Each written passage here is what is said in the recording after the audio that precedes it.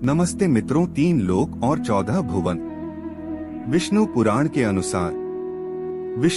के अनुसार लोकों या भुवनों की संख्या 14 है। इनमें से 7 लोकों को ऊर्ध्वलोक व 7 को अधोलोक कहा गया है।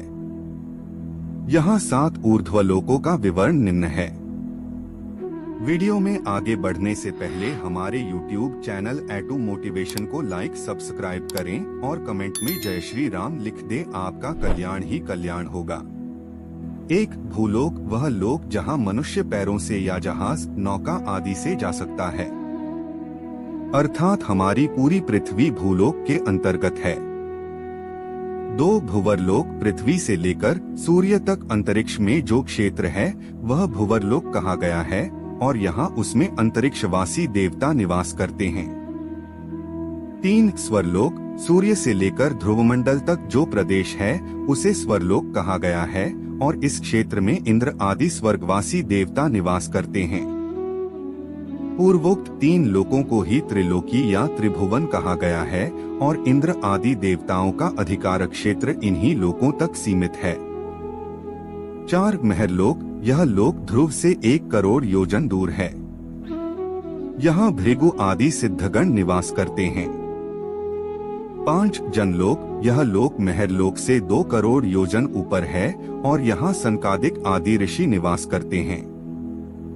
6 तपलोक, यह लोक जनलोक से 8 करोड़ योजन दूर है और यहाँ वैराज नाम के देवता निवास करते हैं।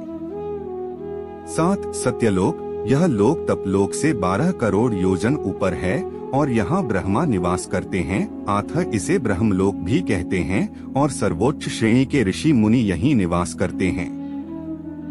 जैसा कि विष्णु पुराण में कहा गया है, नीचे के तीनों लोकों का स्वरूप उस तरह से चिरकालिक नहीं है, यहाँ जिस तरह से ऊपर के लोकों का है, और वे प्रलयकाल में नष्ट हो जाते हैं, जबकि ऊपर के तीनों लोक इससे अप्रभावित रहते हैं।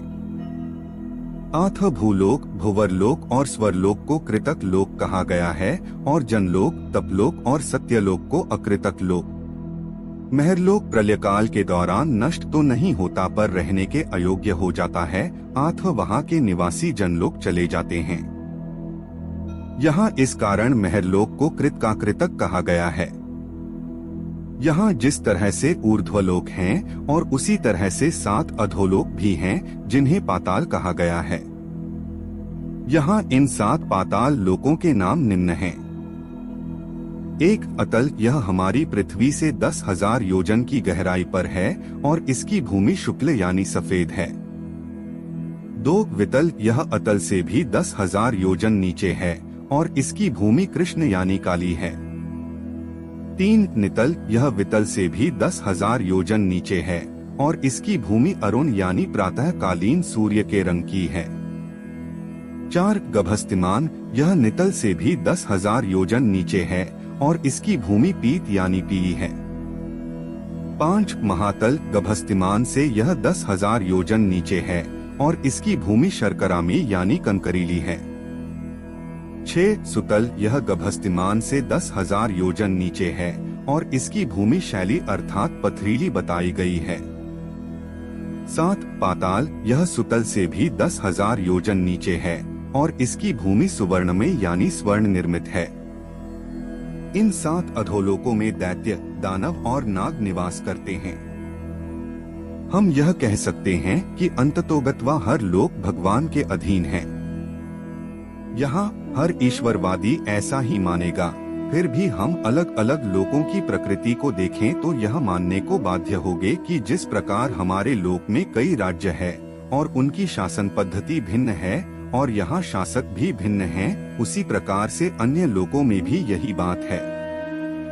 पाताल लोकों के वर्णन से प्रकट होता है कि उसमें दैत्यों, दानवों और नागों के बहुत से नगर हैं और यहाँ इसी प्रकार से स्वर्ग में भी इंद्र, वरुण, चंद्रमा आदि के नगर हैं। ऊपर के लोक महरलोक, जनलोक, तपलोक और सत्यलोक के निवासी इतने उन्नत हैं कि वहाँ किसी सत्ता की आवश्यकता ही नहीं है। आज के लिए बस इतना ही, मिलते हैं न्यू वीडियो पर। जय।